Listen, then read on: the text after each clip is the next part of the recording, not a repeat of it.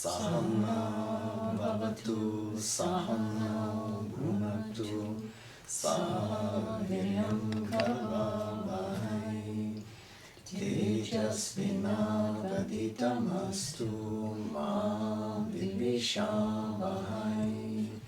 Om Shanti Shanti Shanti.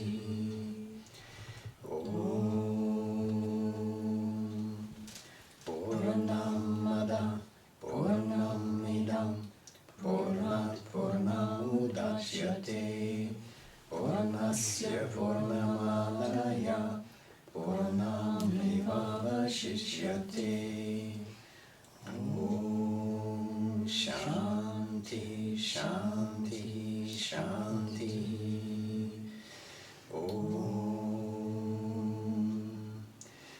Asatoma Satgamaya Tamasoma Jyotirgamaya Mrityormamritam Gamaya. Om Shanti Shanti Shanti. Om Tat Saviturvaram Rupam Jyoti Parasya Dhimahi Yana Satyena Dipaye.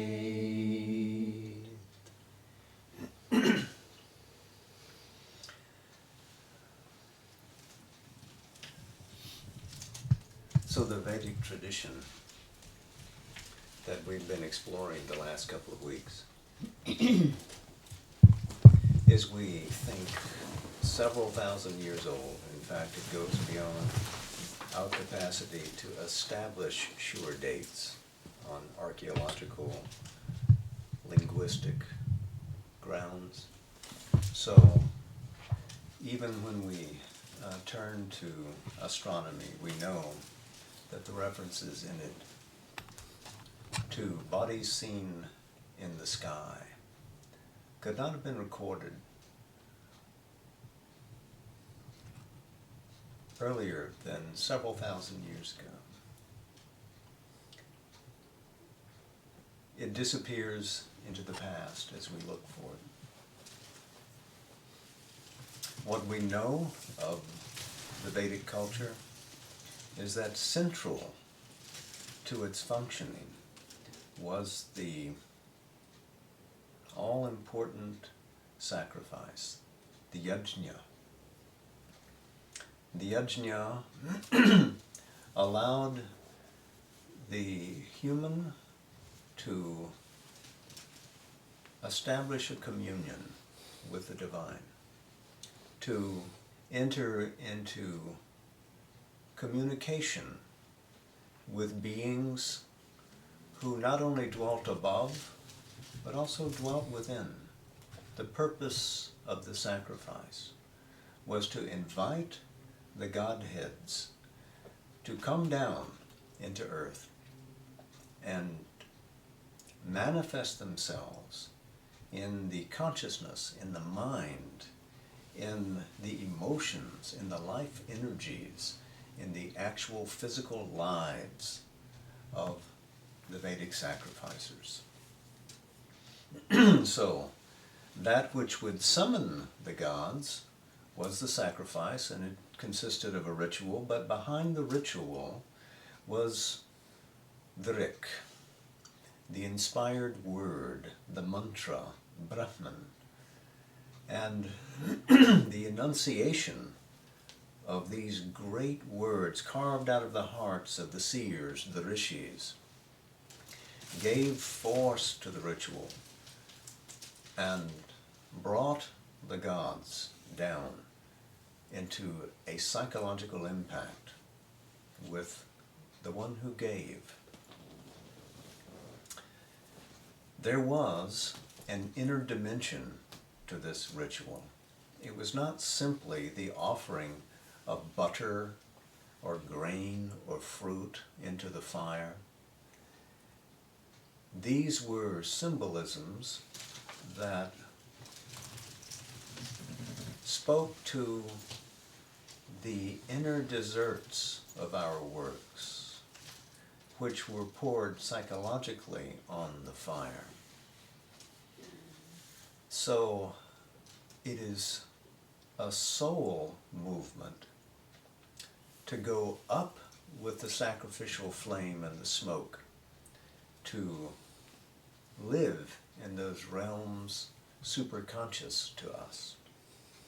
And as we rose in consciousness, we would take on the nature of those Godheads if the sacrifice was successful. And there were lots of things to ensure that the sacrifice was done correctly. There would be 4 priests, as we discussed last time, authenticating the process so that there would be no failure. Why was it so important that there be no failure? Because through the sacrifice, the successful ritual, the world was sustained. If the yajna was unsuccessful, if the gods did not consort with the world, did not embody themselves in the flesh and vitality and mind stuff of the world, then it would collapse. The sacrifice to the Vedic people was central because it made the world real. It made them real.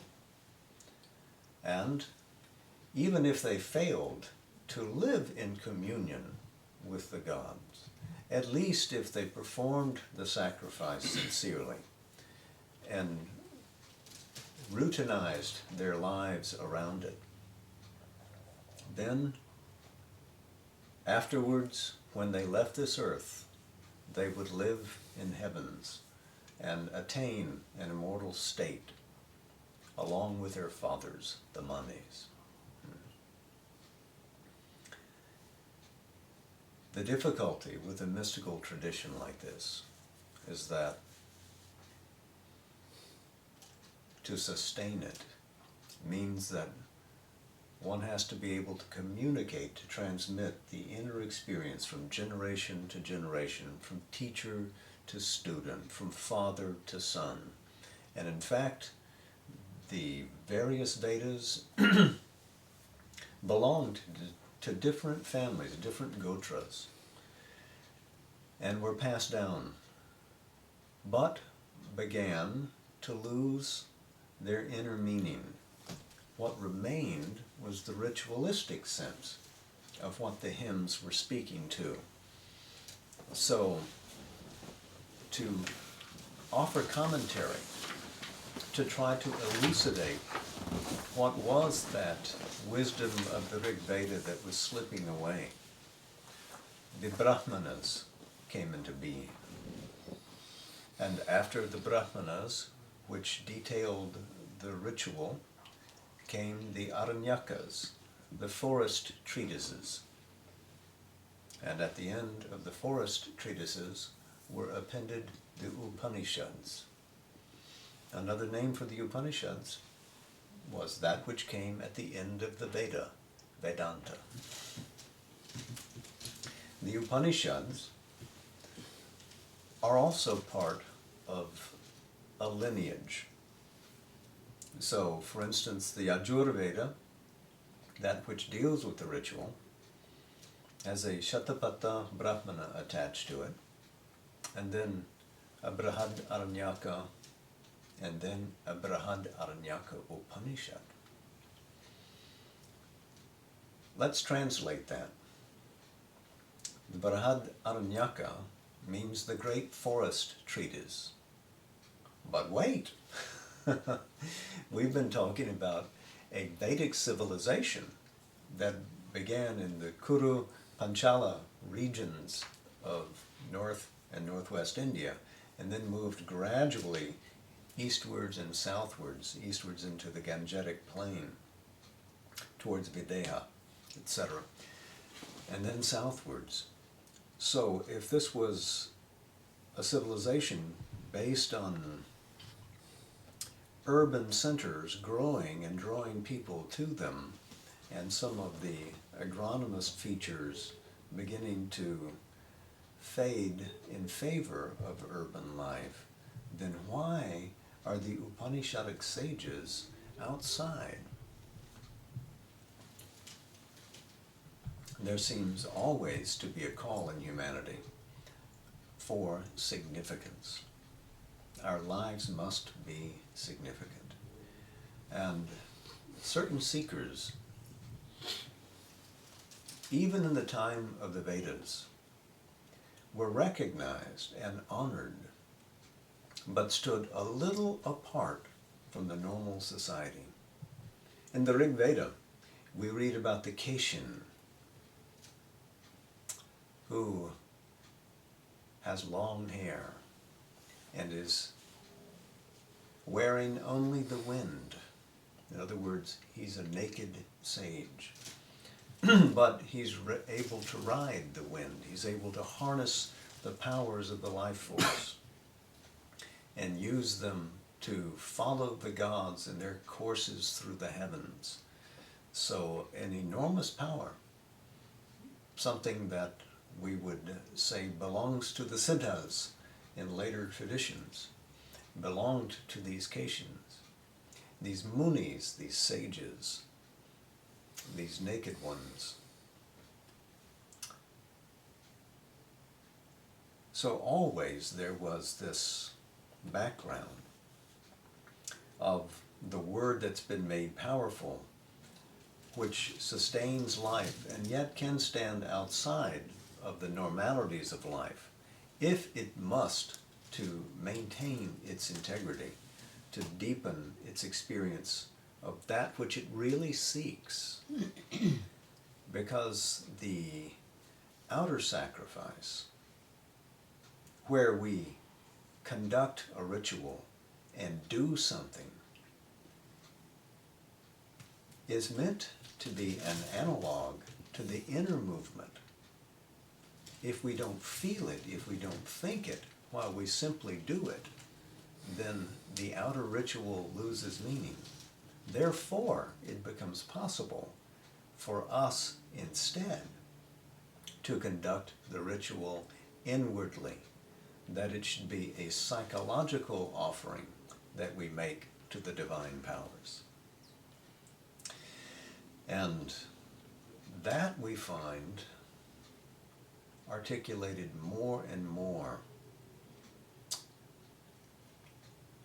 making appearances in the later hymns of the Rig Veda, making appearances in the Atharva Veda, that body of the Veda which is admitted with the other three, the Rig, the Yajur, the Saman, somewhat later in India's history, those hymns to the fire priest.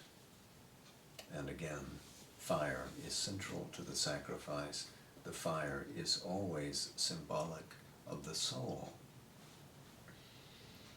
So we're moving into the Upanishads away from a ritual that simply has an outer dimension, or has first an outer dimension, and into an area where the individual begins to take prominence. Before, one did it to sustain the heavens, to sustain the earth, to sustain the society, one's family.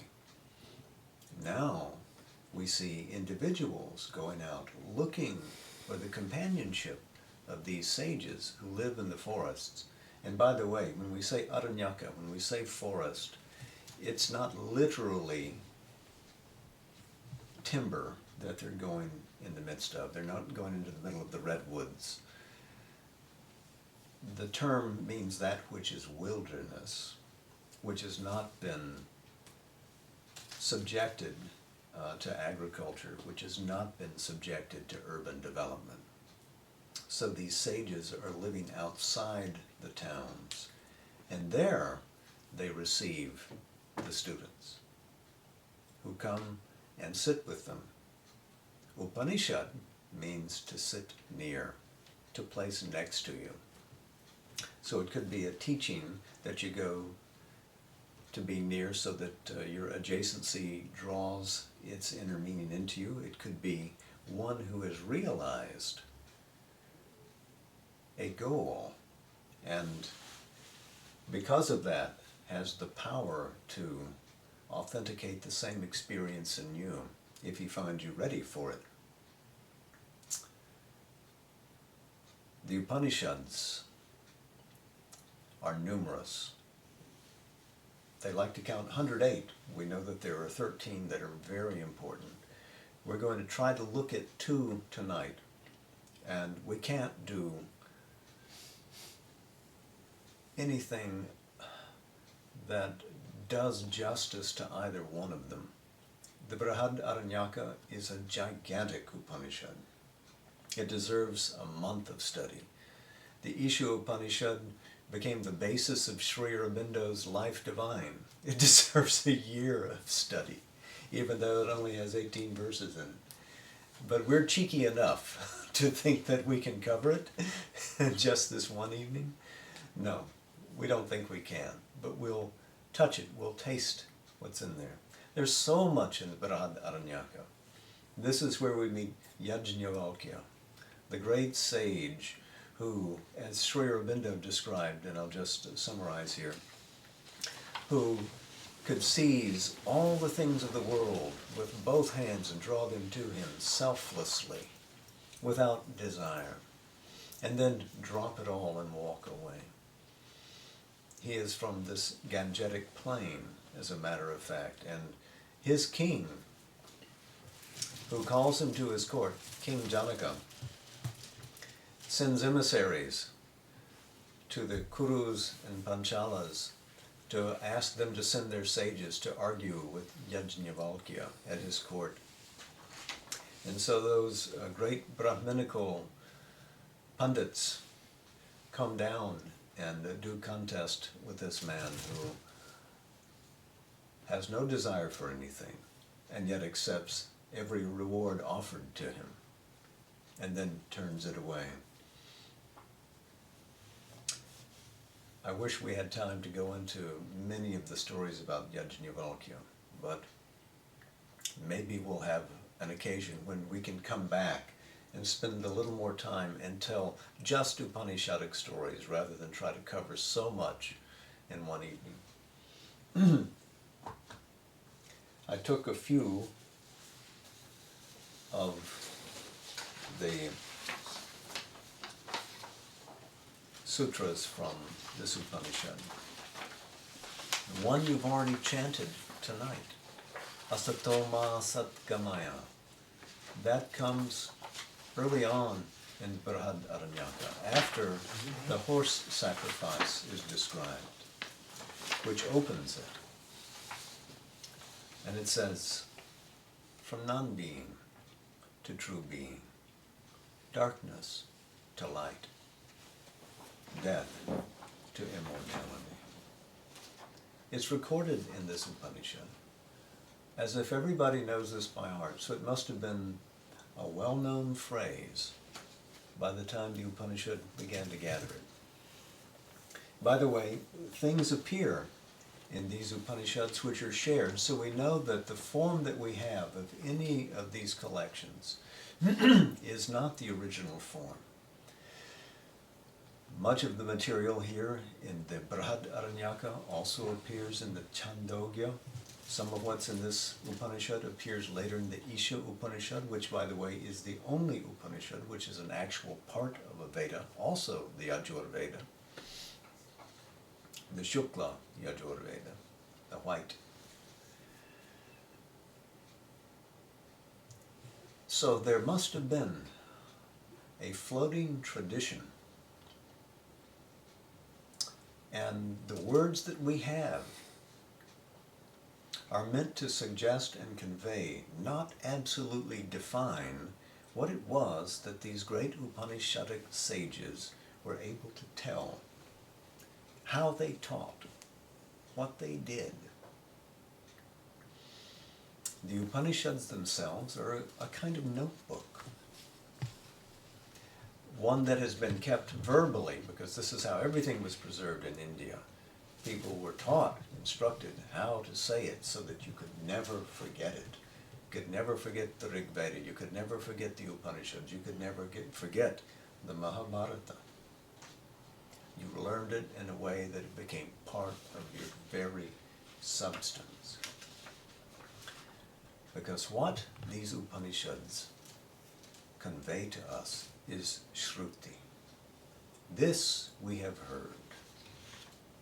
The Vedas, the Brahmanas, etc., all the way down to the Upanishads, is considered Shruti, revealed, but also something taught secretly from teacher to student, from father to son, over hundreds of generations. It's come down and still is coming down just like that. So, begins beyond memory and continues up to the present. So in this Brihadaranyaka we have three primary sections. The Madhu Kanda, the sweet, honey-like section. The Muni Kanda, where Yajnavalkya reigns supreme. And then the Kila Kanda, where Upadesha is given. Oh, pardon me, Upasana is given. In the first, Upadesha. In the second, the teaching, the argument, the logic, Upatti. And in the third, finally, how do you do it? There, for the first time, we begin to get instruction from the teachers how to meditate, what to fix your consciousness upon. Here in this Brihadaranyaka, we see for the first time a description of the self, of the Atman, that timeless, stainless, causeless, sheer consciousness, which is absolute, which is the deepest self, not only of the world, but of you. And it is identical to what we call Brahman, the divine reality, and the self are one and the same. There is no distinction. So knowledge is not the knowledge of the ritual. Knowledge becomes, are you one with this? Has your consciousness melted into that? That is the secret of existence. That is the secret of liberation. What is liberation? Moksha. Here too, in the Brihadaranyaka, we hear that term for the first time. And what does it mean? It really means to release, or to fling. If you can hear the twang of a bow that's been pulled taut, and the arrow takes off, that is moksha. It is leaving one thing and going to another. What is it leaving? This identification, wrongly, of oneself with simply this body, this videha. This is not you. You are more than this. And the the Brihadaranyaka will explain what more you are. But it will also draw your attention away from a limiting self-definition. For instance, this self is a self of knowledge, an inner light in the heart. In other words, the core of your psyche, the stuff of your soul, is this inner light in the heart. The conscious being, common to all the states of being. In other words, the soul is fused with all that you do, supporting all that you do. So when you think, when you feel, when you act, the soul is there supporting it. It is not other than you. It is not elsewhere.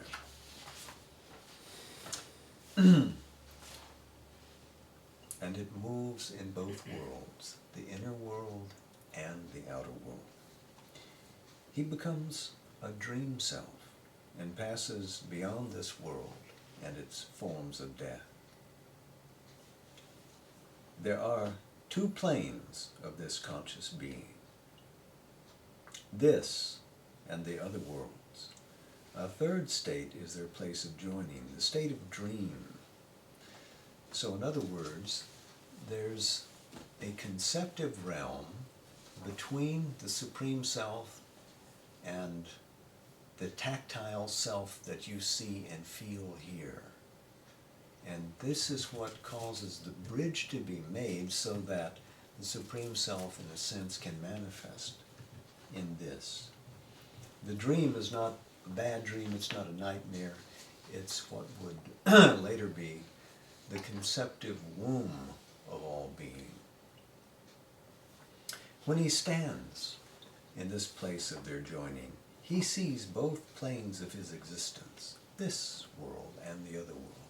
So when you stand in this inner creative consciousness, which is beyond your mind, you look up, you see that with a capital T. You look down, you see this broad spread world. You see your own physical structure. And so you're able to unite the two. This is the consciousness that bridges heaven and earth, if you will.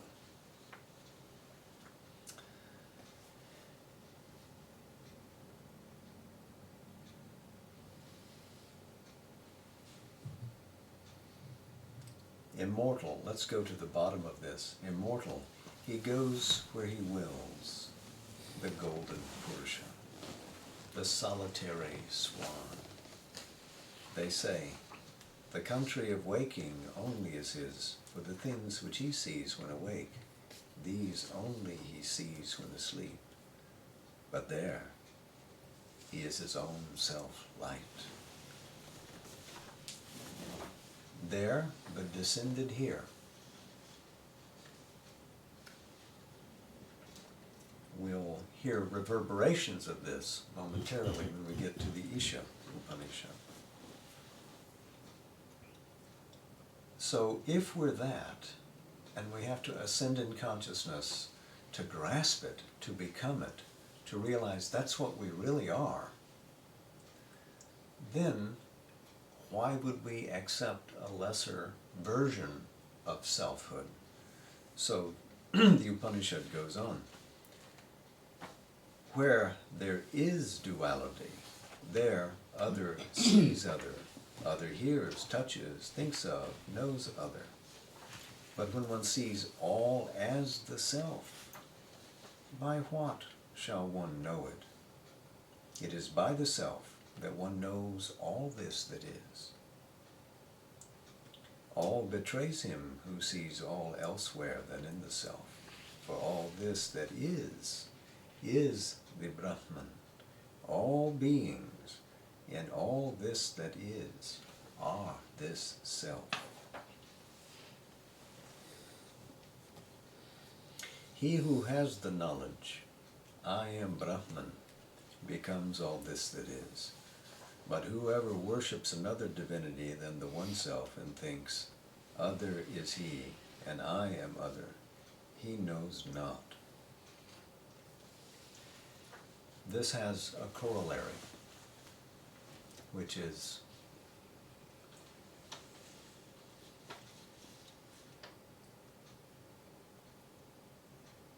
when you know your oneness with that, there is no fear. But should there be the slightest separation between you and that, even so much as the width of a hair, then there is fear. There is great fear.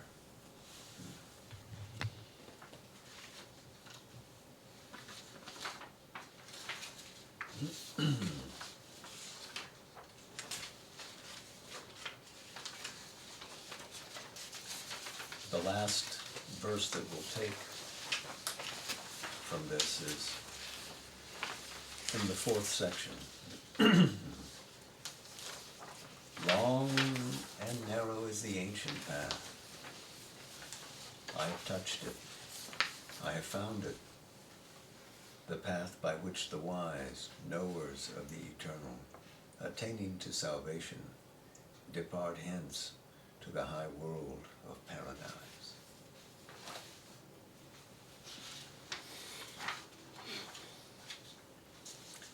Speaking to the experience that liberates.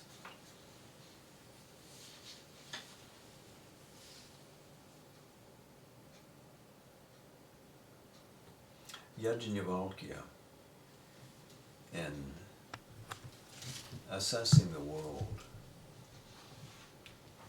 sees only Brahman, sees only the self.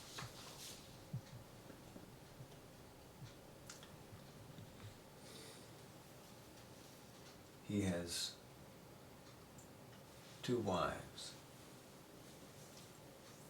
To one, as he prepares to go to the forest, renouncing the world to live alone, he offers part of his treasure. She accepts. To the other, Maitreyi, one who is a friend, one who is a dear friend. He offers the same. And she says, will these riches make me immortal? Will they tell me of the self? He said, no, my dear, they will not. She said, then what good are they? Give me that knowledge which will make me immortal. And he says, it is for the sake of the self that the self is dear. And repeats the argument again and again, just to underscore that it's not the self on the outside that we really love. We are drawn to things, drawn to objects, because that self is there. It is the ultimate attractor. We are constantly seeking reunion with that. If we live a divided life where we seem to be small, we want to join the big. If we live a life where we seem to be unconscious, we want to join our consciousness to something greater. If we feel bereft, we need more. We have a desire. We want to become one with that thing that we desire. Always it is oneness. Always it is inclusion. Always it is addition that we seek.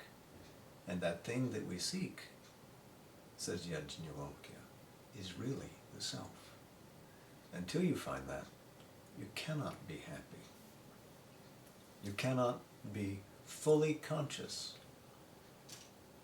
You cannot realize your life's aim.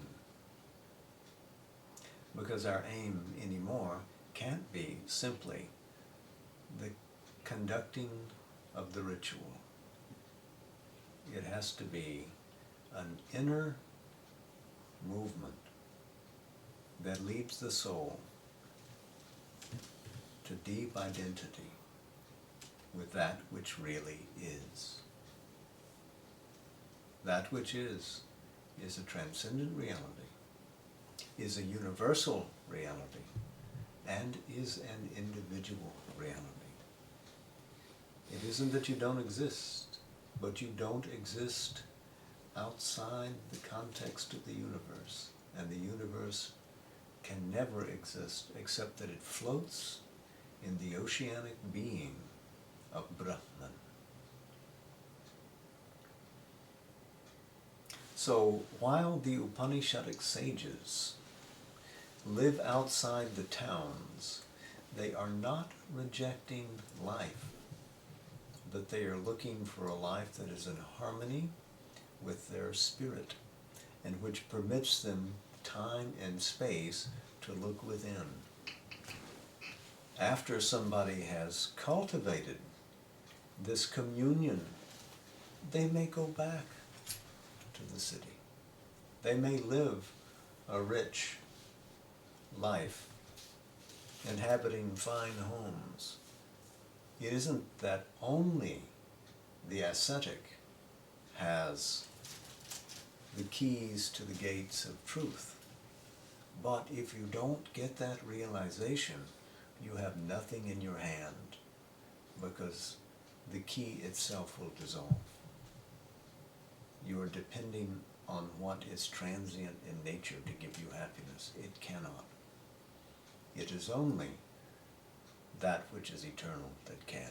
And so the Brihadaranyaka calls us again and again to that. But I want to turn now to the Isha Upanishad. Isha is a word that means Lord. As I mentioned, this is the only Upanishad which is an actual part of a Veda. It's only 18 verses long, one of the shortest. And so, take a deep breath.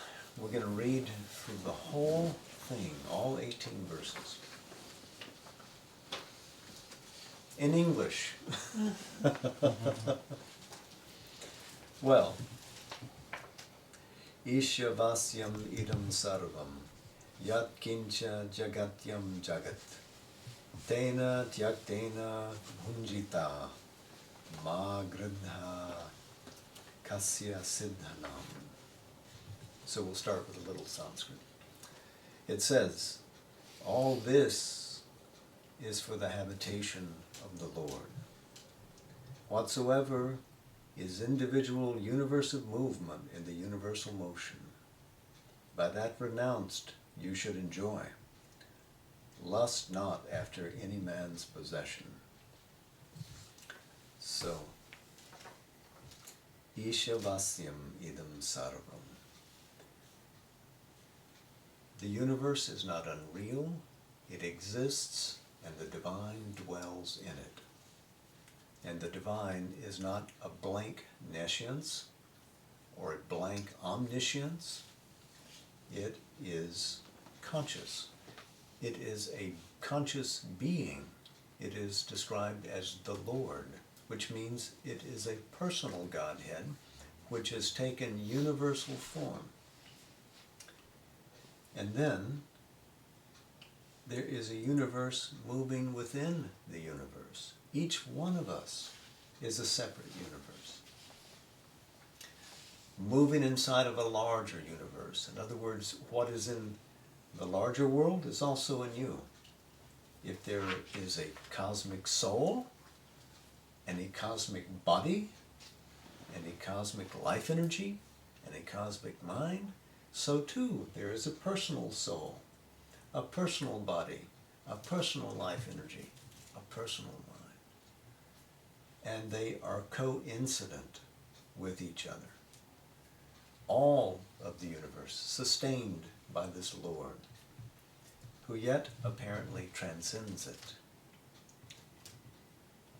By that, renounced, you should enjoy. In other words, knowing that it all belongs to Him, to that Lord, you can renounce any sense of ownership, because you didn't create it.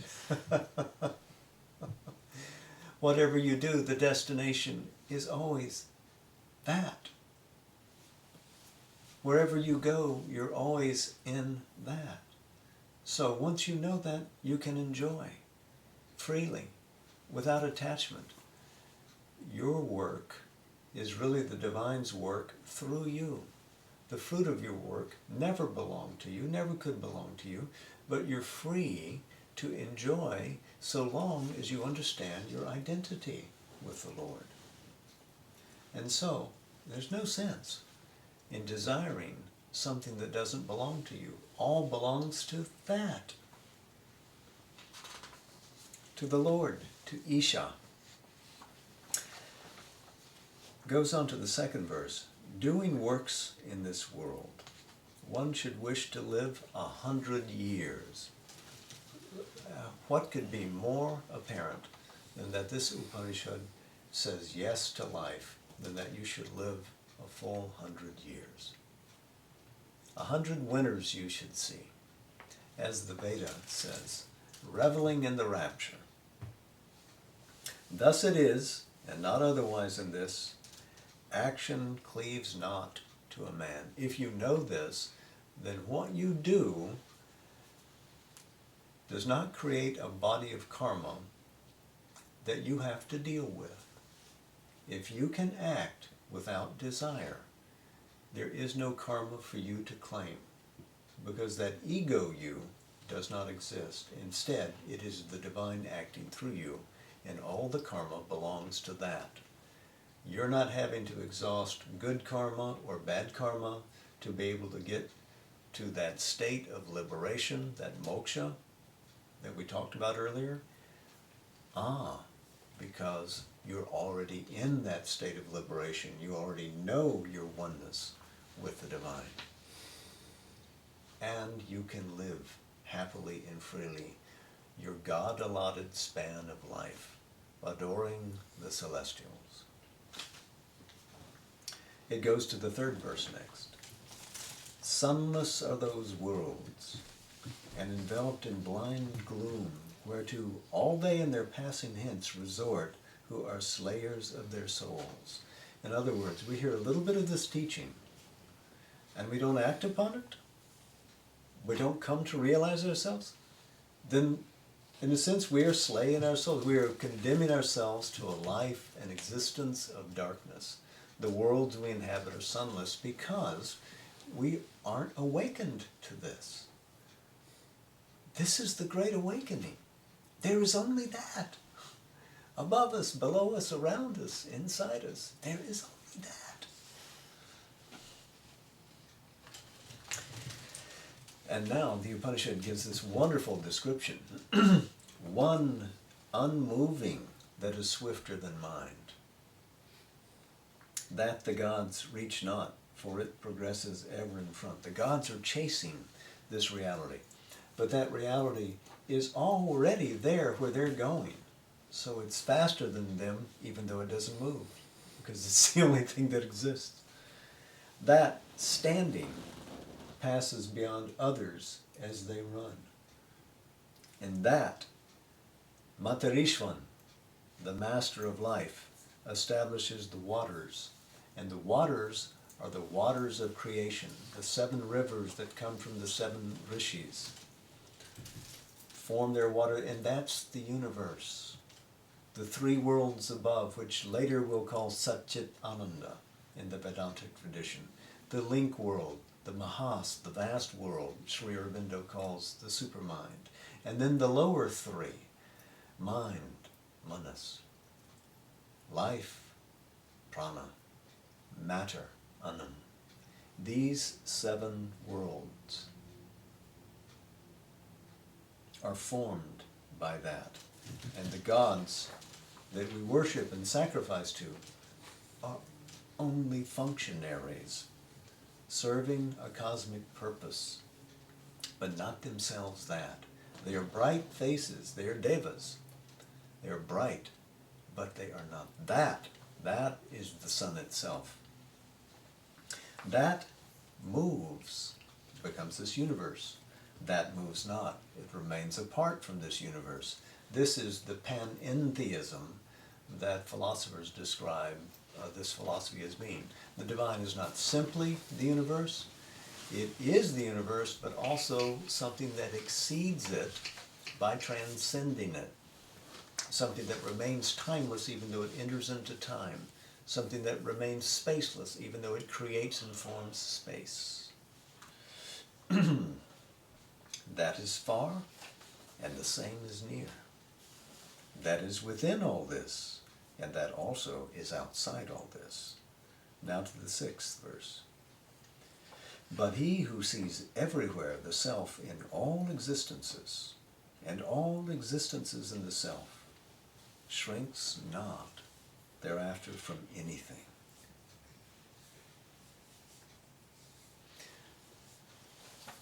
Because nothing is horrible to you, nothing is frightening to you, because you see only that there. That doesn't mean that the divine will not direct your steps and your actions to address a problem. It doesn't mean a vacant acceptance of everything that goes on. It doesn't mean that you become passive to the world because you see that oneself everywhere.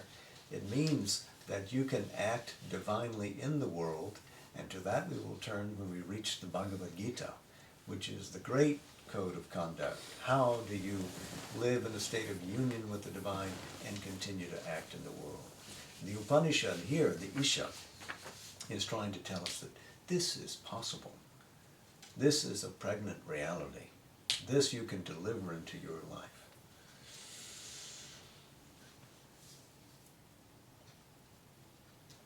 The 7th verse says, he in whom it is the self-being that has become all existences that are becomings, sarva bhutani, for he has the perfect knowledge.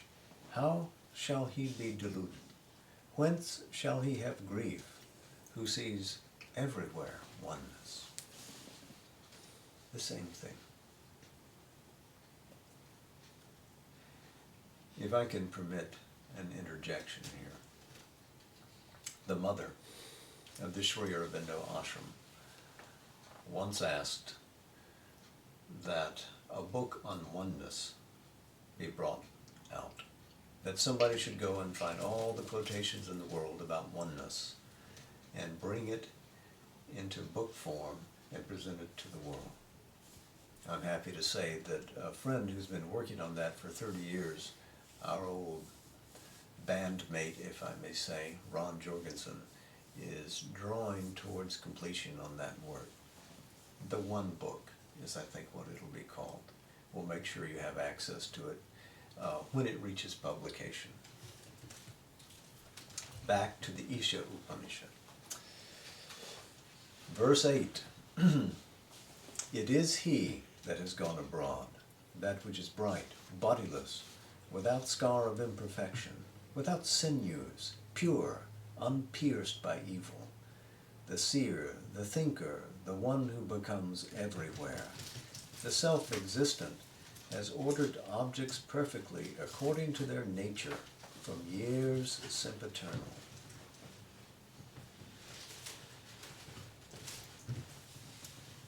A description of that supramental mood of creation which the divine has, and by which the divine sustains the universe. Yes, even though we seem to live in a world of darkness, that bright creativity of the original movement of creation continues.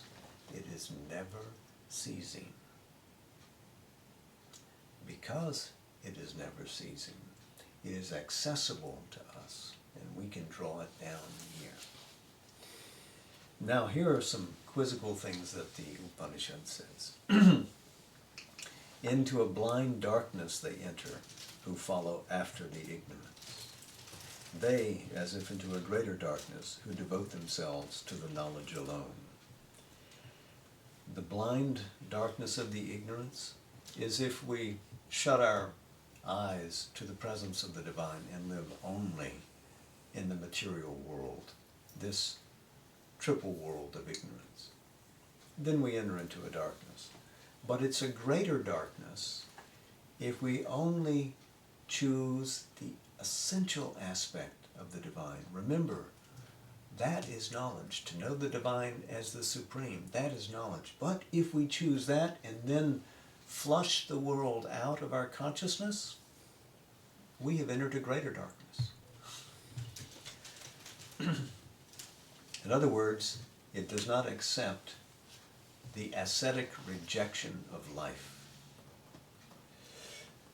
The 10th verse says, other, verily, it is said, is that which comes by the knowledge, other that which comes by the ignorance. This is the lore we have received from the wise who revealed that to our understanding. Different fruits come from each kind of knowledge. Have the knowledge of the divine, then your knowledge of the world becomes complete thereby. So the 11th goes on, he who knows that as both in one, the knowledge and the ignorance, by the ignorance crosses beyond death, and by the knowledge enjoys immortality. In other words, he's able to surf through the universe safely to arrive at immortality because essentially he is sustained by the self-identity one achieves with the Supreme. But into a blind darkness they enter who follow after the non-birth. They, as if into a greater darkness, who devote themselves to the birth alone. So, the non-birth is refusing to participate in the world, following only the essence of our being. But you can go into a greater darkness if you devote yourself to the birth alone. So here, the values have reversed from the earlier verse. So, stay awake.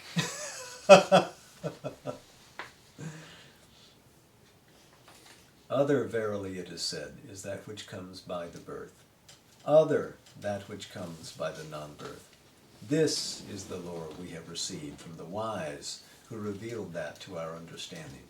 This means that whoever is the composer of the Isha Upanishad comes from a long lineage of realized beings, one seer passing on the living vision to another, a candle which moves from taking its flame and passing it on to the next wick, which then passes the flame on to the next wick. So this went a long, long way through history to reach this point in the Isha. The 14th verse.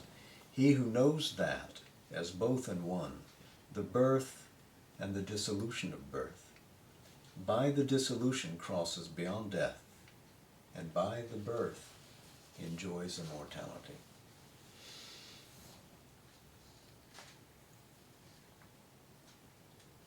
Now, the closing verses. The face of truth is covered with a brilliant golden lid.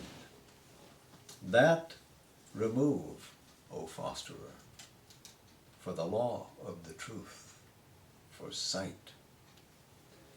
This is an image that we meet first in the Rig Veda. That as we ascend upwards to get to that supramental region that Sri Aurobindo calls Mahas Vijnana, we meet first a golden lid at the apex of what the mind can see and understand. And that is a colossal vision from there. It looks out, it sees the cosmos as the whole, but it does not see divinely. It sees with the powers of the gods at their best, but not of the supreme divine, not of the Isha. So, the seer here asks that Lord to remove that golden disc so that he may ascend still farther into the realm of the truth, for real sight, the sight that sees. And then he achieves it.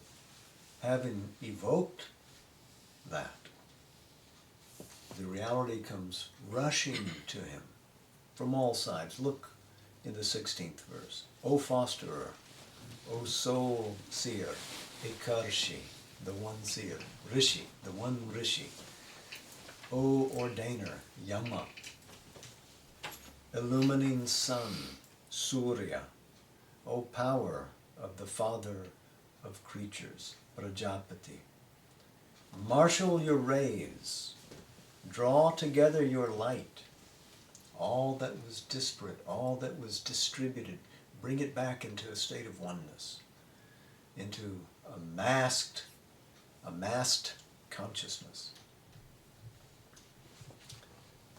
The luster, which is your most blessed form of all, that in you I see. That is the supramental vision. The Purusha, there and there, he sees only that now, the Supreme. The Purusha there and there, he am I. A wonderful discovery. So by ascending through the gates of the sun to reach that illimitable light above, he has now been vouchsafed that vision where he sees only that one being everywhere he looks. Think of Sri Aurobindo in the Alipur jail, where he has this experience of the Vasudeva. Wherever he looks at the prison courtyard, he sees only Vasudeva. He sees the warder, he sees the jailer, he sees the attorney. Whatever he sees is only that divine. That face smiling back at him. So at the root of Sri Aurobindo's colossal spiritual achievements is the vision described in the Isha. Is it any wonder that when he reaches Pondicherry, he reaches for the Isha as a basis for which to begin the articulation of what would become the life divine. But we have 2 more verses to go. The breath of things is an immortal life, but of this body, ashes are the end. Om, O will, Kratu, remember. That which was done, remember. O will, remember. That which was done, remember. The seer is speaking to himself, saying that in essence we are immortal. But this body comes to an end. So he invokes the will. Kratu, going back to the Vedic symbolism, is the power of Agni. And who is Agni but the Devata, the deity, the divinity, who stands as the soul in us? What Sri Aurobindo would call the psychic fire. That in us which moves us to do.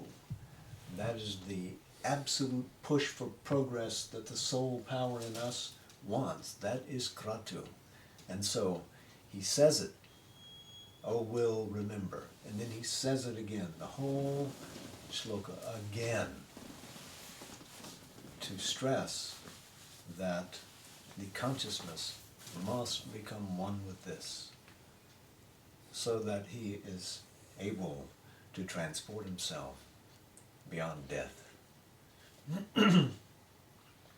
And having just called forth Kratu, the power of Agni, to achieve this in him, he says directly in the 18th verse, O God, Agni, knowing all things that are manifested, lead us by the good path to the felicity. Remove from us the devious attraction of sin. To thee, completest speech of submission we would dispose. This is a verse that appears in the Rig Veda and also in the Atharva Veda.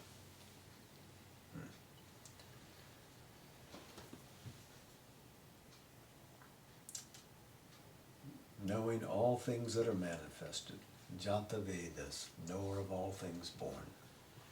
Because that Godhead is not only our truth, but is Vaishvanara, the universal fire, as well.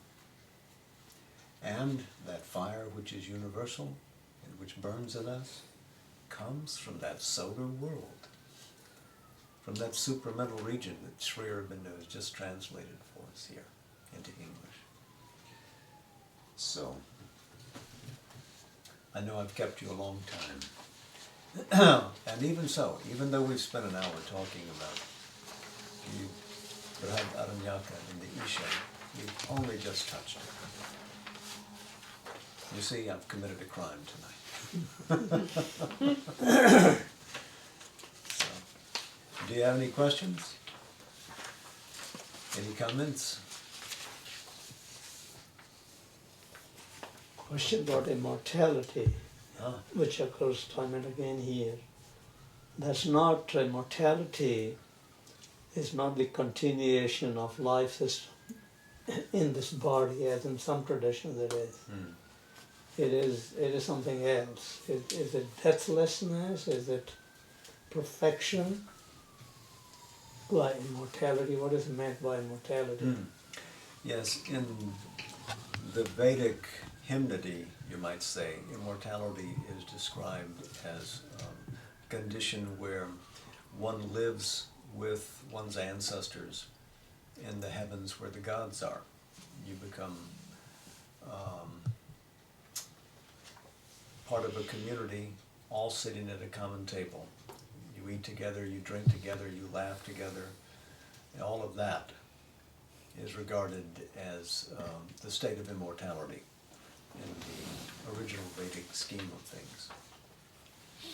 But what happens in subsequent ages is that in the Brihadaranyaka itself, in fact, it says, those are heavens which do not persist. They don't continue. They come to an end. So one has to find what is a real state of immortality. Because you can get to that heaven and enjoy the path that takes you there to the gods, but you will eventually spend all of the goodness that you did, and you will be brought back to earth. I won't go into the Pitrayana and the Devayana now. It's not important to us, because what's essential to your question is how the Brihadaranyaka answers what is immortality. And that is to be in a state of consciousness where you are not tempered by time at all, where there is absolute true being, absolute infinity, only that. So it describes things in this Upanishad as neti, neti. Whatever you say about the world, whatever you say about the divine, it will fall short of it, because it's an all-enclosing reality. You can say it's this God, well, it's that God, but it's more. So ultimately, no, it's not just that God. Well, it's this state of being. Yes, it's that essential being, but it's more than that. It's also the universal being, so you can't say that. That also is not true. Neti, neti. Not this, not that. So this kind of refusal to accept any mental definition of what that is key to our understanding. At some point, the mind shuts up, and in that state of quiet becomes one with that which is. And then, as both of these Upanishads have said, we can see the divine reality inside the universe just as we can see the divine reality outside. It's both at once. It's a both and something more. Something which is unfigurable, untranslatable, ineffable.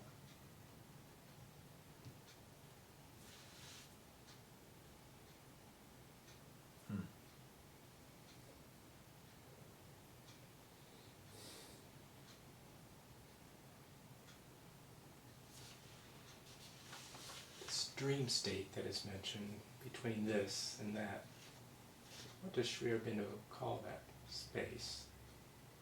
That dream state? Well, it would be, in later terminology, it would be the Hiranyagarbha, the golden womb. That in which the essence of the infinite is brought into creative concept and then poured into physical framing reality. So it's that state of superconsciousness in which something is drawn from the absolute into an inner creation, which then becomes an outer creation. So it's that linking world. And in our sleep consciousness, which is why it's called the dream state, the sage understands that we actually go back to those worlds when we're in a somnolent condition, that we can enter meaningfully into those regions, those provinces, have experiences there, go all the way back up to the doors of creation, and then come back down as we awaken and re-enter life. And in that way, develop a kind of acquaintance with that realm, which might be beneficial to us later, either in our ordinary life or in our yogic life. Sure. So I think now the time has come to go and sit for meditation. Namaste. Jai Man.